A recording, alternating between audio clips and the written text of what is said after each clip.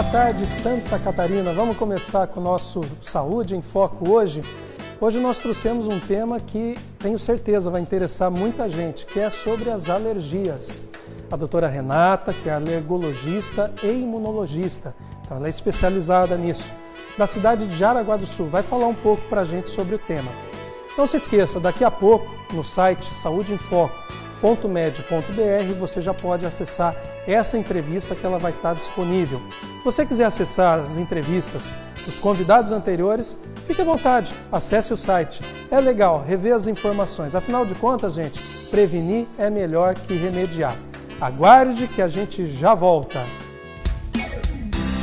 Programa Saúde em Foco com Dr. Deviene. Oferecimento Óticas Via Visão, breve em Santa Catarina. Olá, nosso assunto de hoje é o ceratocone. Essa doença da córnea que acomete o jovem leva à perda de visão se não tratada adequadamente. Ele deforma a córnea, que é a tampinha transparente dos olhos. O tratamento do ceratocone se dá através do implante de anel corneano ou do crosslink. Até o próximo encontro.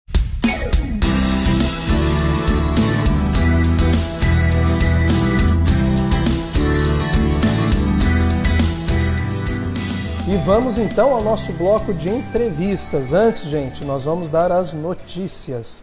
Bem, em função do grande número de perguntas e dos comentários que nós recebemos, eu vou ter que recorrer a um tema, tá? Quer dizer, vou falar de novo. Me perguntaram várias e várias vezes, que negócio que é aquele de carga tributária em medicamento? Bem, a gente foge um pouquinho das novidades científicas, né? Mas é isso mesmo. Eu falei alguns programas atrás que a carga tributária dos medicamentos no Brasil, incidente em cima dos remédios, é de inacreditáveis 37%. Então, se você tem que tomar 2 remédios para melhorar a sua dor de cabeça, você compra um terceiro para dar para o governo.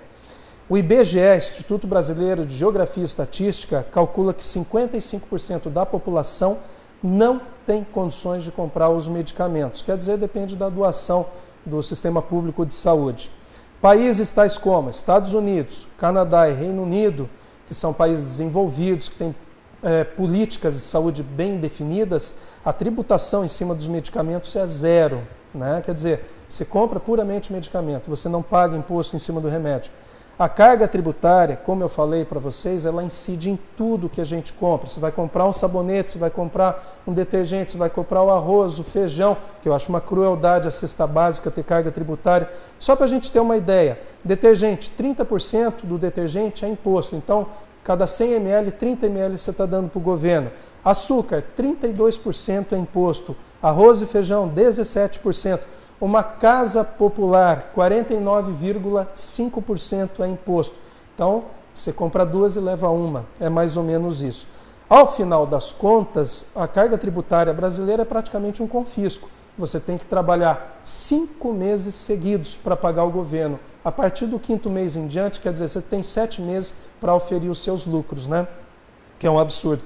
Como diria o saudoso Joelmir Betting, nós pagamos uma carga tributária de suíço e temos serviços de africano. Infelizmente, o governo tudo quer e nada nos devolve. Bem, e em relação às novidades, né, foi matéria da revista Veja, de novembro, final de novembro de 2012, as pessoas de alto escalão das grandes corporações no Brasil, a doença que mais atinge essas pessoas é a rinite. E as que mais incomodam são as dores e a ansiedade. Natural, é de se esperar porque essas pessoas devem viver sob pressão. Então você quer seu presidente, você quer seu executivo de uma grande corporação, fique preparado para isso. Bem, e hoje vamos à nossa entrevista com a doutora Renata, me lembra o seu sobrenome? Bonilauri. Bonilauri, que é imunologista e alergologista em Jaraguá do Sul. Renata, seja muito bem-vinda ao Saúde Foco. Obrigado pela presença. Obrigado pelo convite. Muito bem. Conta pra gente, então, qual que é o tipo de alergia, ou não sei se tem um tipo de alergia mais comum em consultório. Bom, no meu consultório é bem comum a rinite, as urticárias, as dermatites, dermatite atópica, dermatite de contato, Aí tem alergia alimentar, alergia de medicamentos, a picada de inseto. Bom, você falou um monte de coisa aí que dá pra gente falar o mês inteiro de alergia, Verdade. né? Vamos falar, eu acredito, eu pelo menos como oftalmologista recebo muito em consultório aquelas pessoas que acham que estão gripadas por meses, né? Na verdade isso não é gripe, é rinite. Explica pra gente da rinite, que eu acho que é muito comum aqui na nossa região, né, Renata? É muito comum até por causa do clima, né? E que favorece ao desenvolvimento da rinite. Então, assim, pacientes que têm rinite têm sintomas de nariz trancado, escorrendo, que é coriza, obstrução nasal, espirro, tosse. E isso é desencadeado principalmente pela umidade, pelo contato com poeira, com mofo, pelo de animal, enfim, esses alergenos, aeroalérgenos que a gente chama, que acabam desencadeando a rinite. Quer dizer, mas a pessoa ela tem que estar predisposta geneticamente. Sim, ou biofisicamente, é isso? Exatamente. A pessoa tem uma predisposição genética que acaba desenvolvendo a rinite. Quem tem mais predisposição? A pessoa mais clara, a pessoa escura? Tem fator racial aí no meio? Não. Todo mundo? Tem assim, se um dos pais são alérgicos, o filho tem 25% de chance de ser alérgico. Se os dois pais são alérgicos, 50%. A gente ouve muito comentário, né? Embora não seja a minha especialidade. Eu mudei de cidade, fui para um lugar mais quente, mais seco, eu parei de ter rinite. Isso é verdade mesmo? Isso é muito comum, eu ouço muito isso em consultório, de pessoas que moravam em outros lugares e foram para Jaraguá, que é uma cidade muito úmida, que começaram a desenvolver os sintomas da rinite. Aonde que está o fundamento nessa afirmação? Pela umidade de Jaraguá, especificamente, pelo contato com os fungos, né? Aí tudo que for mofado, embolorado, vai fazer com que a pessoa tenha rinite. Né? E mudança de clima, né? O lugar muito quente, daí entra muito ar-condicionado, sai, essa mudança de temperatura também é bem importante. Bom, como eu acho que é um assunto que interessa para praticamente todo o estado, né? Nosso programa ele é estadual, o que você pode fazer? Quais são os cuidados para a pessoa que tem a rinite? Depois a gente vai abordar outras alergias também. E o que você tem que fazer em termos de tratamento? A automedicação, nesse caso, que eu sei que é muito comum, é condenável, né? Explica para a gente por quê. Bom, primeiro, o que é muito importante é o que a gente chama de controle ambiental, que são os cuidados que a pessoa tem que ter para evitar o contato com aquilo que desencadeia a alergia. Então, a pessoa que tem alergia de ácaro, de poeira, de fungo, tem que evitar cortina, tapete, bicho de pelúcia. O ideal é que encape colchão e travesseiro com material impermeável. Enfim, esses cuidados, não varrer a casa para não levantar poeira. Esses cuidados que são importantíssimos para não ter o fator que desencadeia a rinite. Mas a gente sabe que não tem como a gente viver num ambiente onde não tenha nada de poeira, nada de ácaro, isso é impossível. E aí entra o tratamento medicamentoso, que isso vai depender do grau da rinite, da classificação, se é persistente, se é intermitente. Então existe o tratamento de crise, que são os antihistamínicos via orais, e os tratamentos de manutenção, que são os corticoides nasais, os sprays nasais. Não é nada via oral. Via oral, os antihistamínicos, né? Mas corticoide não. Aí depende muito da conduta de cada médico. O ideal é o spray nasal, o corticoide nasal, e não oral, pelos efeitos colaterais, né? Só lembrando, o antihistamínico é aquele medicamento que deixa a gente meio... mas hoje em dia existem outros, né, mais modernos, que não deixam tão sedados sonolento. Assim. Então tá legal. Aí a Renata vai falar pra gente agora de outras alergias logo depois do intervalo. Fique ligado.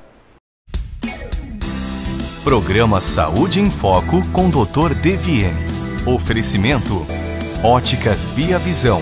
Breve em Santa Catarina.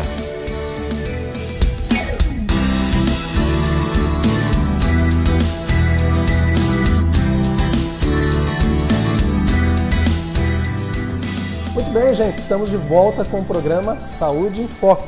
E aí, tá curioso para saber mais sobre as alergias? Depois do final do programa, se você quiser, você pode acessar o site saudeemfoco.med.br e ver o programa de novo, ou mandar as perguntas para a doutora Renata Bonilauri através do site.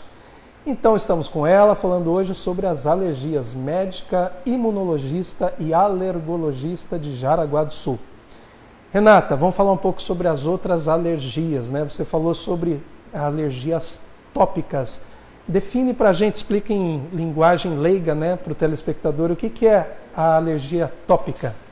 Bom, é a dermatite atópica, que são lesões na pele, que, principalmente em crianças, que são um vermelhão, coça muito, descama, e incomoda muito, a criança perde sono, né, não consegue dormir porque tem que ficar se coçando, e é uma doença crônica, que a princípio não tem cura, tem controle, mas não tem cura. Por isso que o tratamento deve ser adequado para que não prejudique a qualidade de vida. Você falou na criança, isso foi propositado ou é mais a criança ou praticamente só a criança que tem a dermatite? Não, adulto também tem, mas é muito mais frequente em criança. Parece que existe, veja, eu estou perguntando também como leigo, né? Parece que existe um fator aí de que a idade faz uma correção nesse desvio ou não? Que na verdade depende também do tipo de alergia. Por exemplo, alergia alimentar em criança, como o sistema imunológico ainda não está maduro, existe uma possibilidade disso mudar.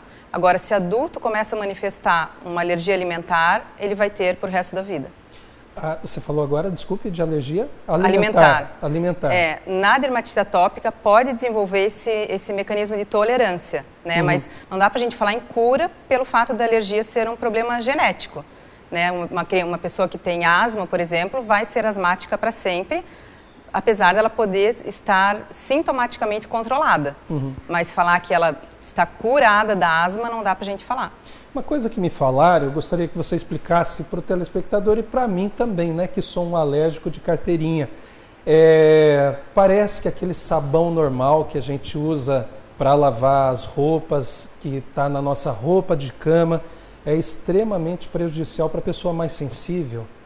Ele pode desenvolver, assim, por exemplo, se a pessoa tem asma e o cheiro for muito forte, ele pode desencadear crise de asma pelo cheiro forte, né, pelo odor.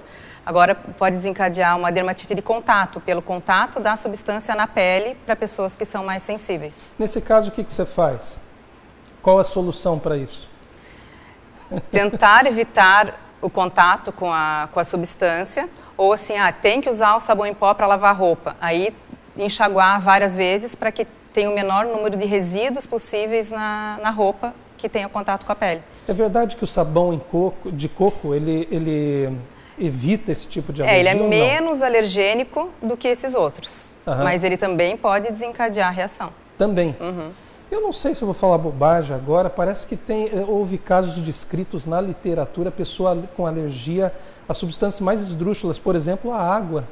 É verdade isso? Existe um tipo de urticária que se chama urticária aquagênica, que teoricamente é como se a pessoa fosse alérgica à água. É muito raro, mas existe. É um abacaxi, né? Imagina para tomar banho, como é que... Difícil, né? Como é que é? Bom, Renata, em relação a esses tipos de alergia que você falou, me chamou a atenção a alergia dos alimentos, né? Porque existem muitos modismos. Ela não pode tomar leite, não pode comer chocolate. Às vezes não é nada disso. Tem os alimentos que mais causam alergia, sensibilidade. Que tipo de alergia? Como é que é a manifestação? Como é que a mãe sabe diferenciar? Bom, meu filho pode estar com esse problema ou não. Eu sempre falo assim no consultório que o tomate e o abacaxi para os pacientes são os culpados de tudo sempre. Isso não é uma realidade. A gente sabe que assim, os mais comuns são ovo, peixe, trigo, amendoim, leite e soja. São os mais comuns. Mas isso não é uma regra. Tem pessoas, eu já peguei no consultório, pacientes com alergia de melancia, de abacate. Então assim, de coisas que a princípio a gente nem imagina que pudesse causar alergia. Mas tem esses que são mais comuns e os que são bem raros de causar. Mas existem exames, testes para a gente avaliar isso, porque às vezes os pacientes estão fazendo uma restrição alimentar sem necessidade. Quer dizer, fez um autodiagnóstico equivocado. Exatamente. Acha que comeu tomate, daí porque a vizinha falou que tomate dá alergia. E a pessoa não come mais tomate porque acha que dá alergia. E isso não é uma verdade. Então, e a percepção que os pais devem ter em casa? O que aquela criança vai apresentar de sintomatologia? Então, a manifestação pode ser cutânea, na pele, desde vermelhão, manchas vermelhas, coceira. Pode manifestar diarreia, vômito, dor abdominal. ou mesmo sintomas respiratórios de falta de ar, chiado no peito, inchaço, a boca ou a pálpebra podem ficar inchados. Tudo isso pode ser manifestação de alergia alimentar, tem que investigar. Como é que você vai fazer essa investigação? Bom, agora eu tenho certeza, ele tem alergia a chocolate, aos corantes, alimento industrializado, isso ou aquilo. Qual a metodologia que você usa como especialista? Bom, primeiro a história clínica, que é o fundamental, né? Na grande maioria das vezes, só pela história a gente já consegue né, chegar num diagnóstico. Mas existem os exames laboratoriais ou exame cutâneo, que a gente chama, que para fechar um diagnóstico, para ter certeza. Uhum. E imunologicamente, a pessoa pode ficar comprometida porque desenvolveu alergia? Vou ser mais específico. Eu já ouvi falar, teve herpes porque reduziu a imunidade, que tinha alergia, tinha isso, tinha aquilo.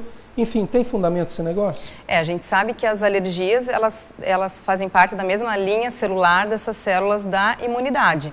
Então, pode ter uma relação entre a pessoa ser alérgica, estar com a imunidade comprometida e uma coisa desenvolver a outra. Fica mais doente que as demais pessoas, exatamente. É isso? Uhum. E aí manifesta o quê? Que tipo de doença que pode manifestar secundariamente em função dessa, vamos chamar assim, dessa debilitação da imunidade? Por exemplo, uma pessoa que tenha asma tem uma propensão maior a ter pneumonia, uma pessoa que tem rinite tem maior chance de ter sinusite, né? E essas associações existem. Legal. Quais são os tipos de tratamento mais eficientes hoje para as alergias de uma maneira geral, logo após o intervalo? Programa Saúde em Foco com Dr. Deviene. Oferecimento Óticas Via Visão, breve em Santa Catarina. Olá, nosso assunto de hoje é o ceratocone. Essa doença da córnea que acomete o jovem leva à perda de visão se não tratada adequadamente. Ele deforma a córnea, que é a tampinha transparente dos olhos. O tratamento do ceratocone se dá através do implante de anel corneano ou do crosslink. Até o próximo encontro.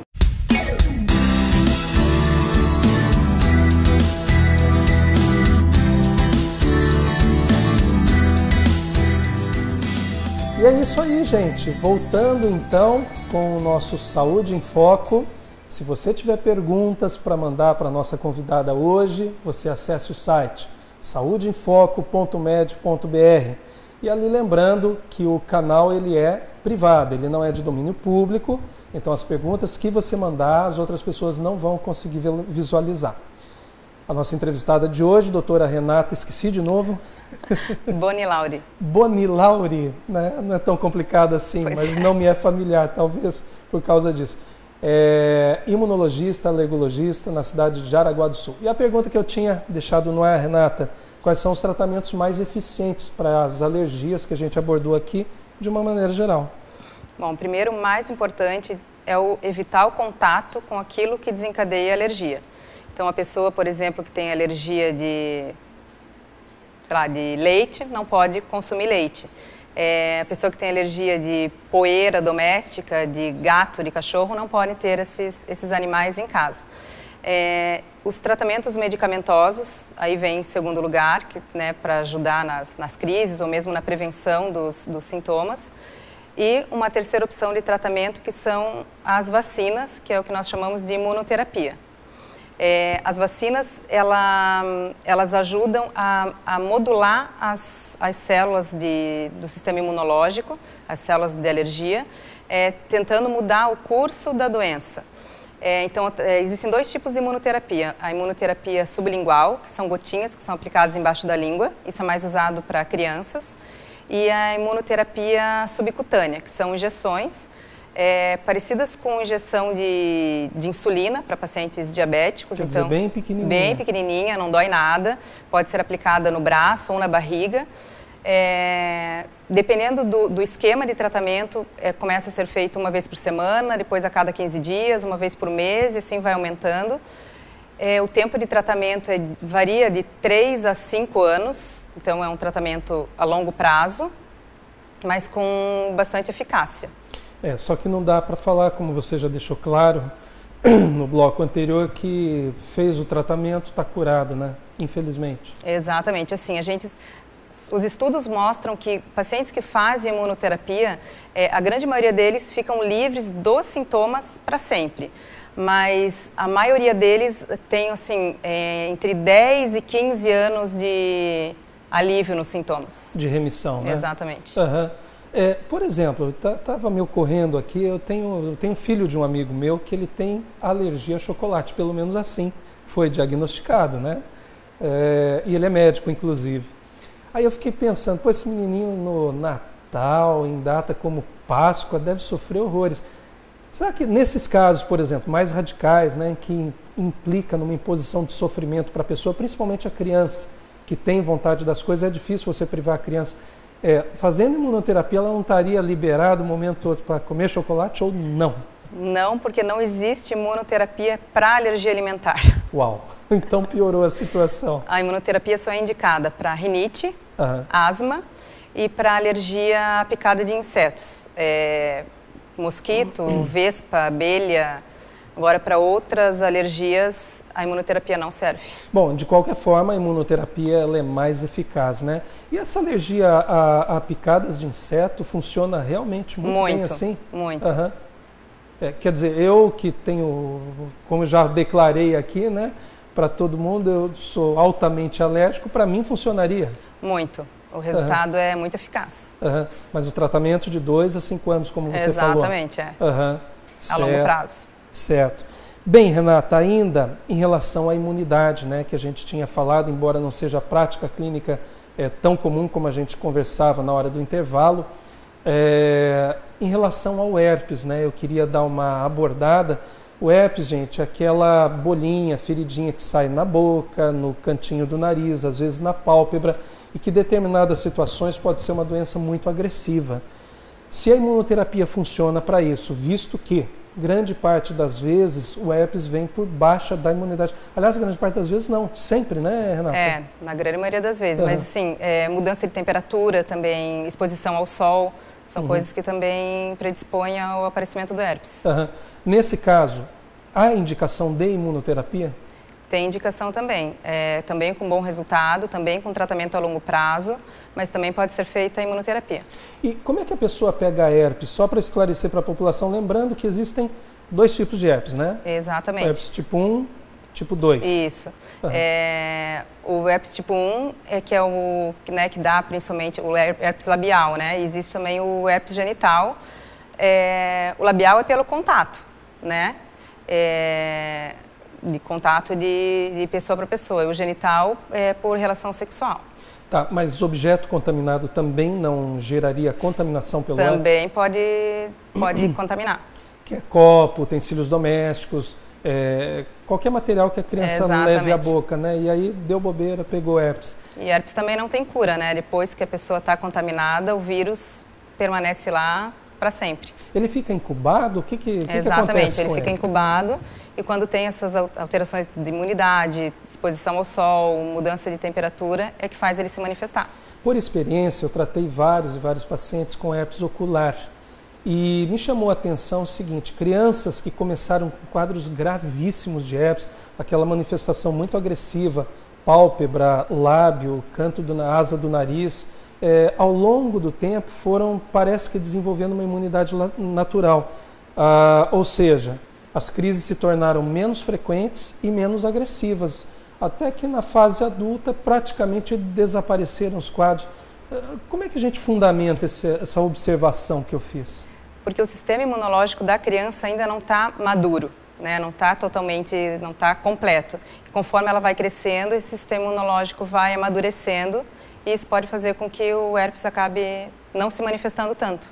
Bom, Renata, então uma consideração final. Eu sei que eu tenho alergia, o telespectador sabe que tem alergia, aquele que naturalmente é portador do problema.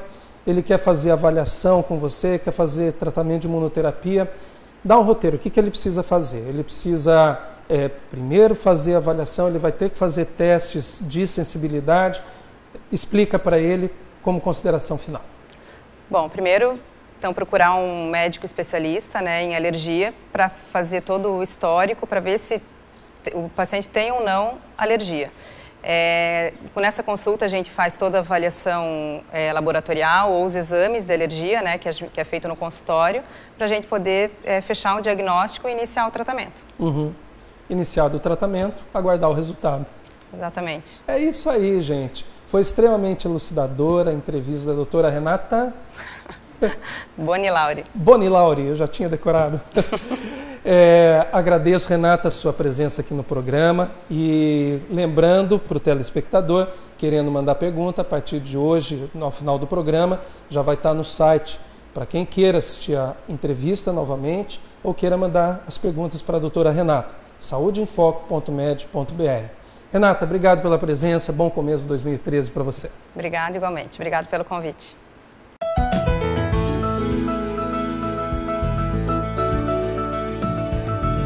O Visão em Foco de hoje vai tratar também de um tema recorrente que é a catarata e o pterígio. Bom, eu botei os dois temas juntos pelo seguinte, pelo menos em consultório, nós oftalmologistas somos muito abordados. Doutor, eu tenho catarata interna, eu tenho catarata externa. Minha mãe operou, levou um monte de ponto na cirurgia de catarata. Apaga tudo, eu vou explicar para vocês o que é chamado pela população geral de catarata interna e o que é chamado de catarata externa. Na verdade, não existe essa diferenciação. Na imagem que está aparecendo agora no vídeo, está aparecendo o que a população chama erroneamente de catarata externa. Trata-se, na verdade, de uma outra doença chamada de pterígio. O pterígio é uma membrana que cresce por fora do olho, como você viu na imagem. Essa membrana vai crescendo, primeiro, em pessoa que está suscetível, ela tem uma predisponibilidade. Segundo, o pterígio vai crescer quando a pessoa sofre muitos estímulos. O principal deles é a luz solar. Por quê? Porque a luz ultravioleta, ainda mais agora, né, com o nosso planeta, a camada de ozônio meio danificada, tem muito mais incidência de luz ultravioleta. A luz ultravioleta, como eu estava falando, é o principal fator de estímulo para o crescimento do pterígio. Outras situações ou substâncias que podem irritar os olhos, contribuindo para a piora do pterígio, são o vento, a poeira, fumaça, produtos químicos, privação de sono, corpos estranhos oculares na superfície ocular, ar-condicionado, eventualmente podem contribuir para piorar ainda mais a situação. Então lembre-se, isso não é catarata externa, é pterígio. Quando o pterígio está grande, a gente faz uma pequena cirurgia e normalmente dá sim um pontinho. A catarata, equivocadamente chamada de catarata interna, é essa imagem que está aí no vídeo. Você pode ver, tem uma massa cinza ali dentro do olho. Essa massa acinzentada é a lente que perdeu a transparência. Essa lente se chama cristalino. Então é isso que é verdadeiramente a catarata, tá, gente? E para a cirurgia de catarata, diferente do pterígio, não vai ponto. A gente faz um pequeno furinho na córnea, de 2 milímetros aproximadamente. Introduz uma sonda, uma espécie de uma sonda, que se chama caneta de faco emulsificador, suga a catarata por ondas de ultrassom e ali, como ficou um espaço vazio, nós vamos repor um novo cristalino, nós vamos implantar dentro do olho uma lente intraocular, que ela entra dobrada, quando ela entra totalmente dentro do olho, ela se abre fazendo o papel refrativo de lente que ela tem que fazer. E aí, gente, aprenderam bastante sobre alergia? Se cuide, hein? Lembra do que a doutora Renata falou. Vamos nos prevenir, vamos evitar tudo aquilo que faz mal. Bem, quer mais informações? Quer rever a entrevista dela? saudeinfoco.med.br. Eu aguardo vocês a semana que vem. Nós temos mais uma vez um tema muito interessante que tenho certeza que vai interessar muita gente. Semana que vem à tarde, aqui no SBT. Um grande abraço para vocês.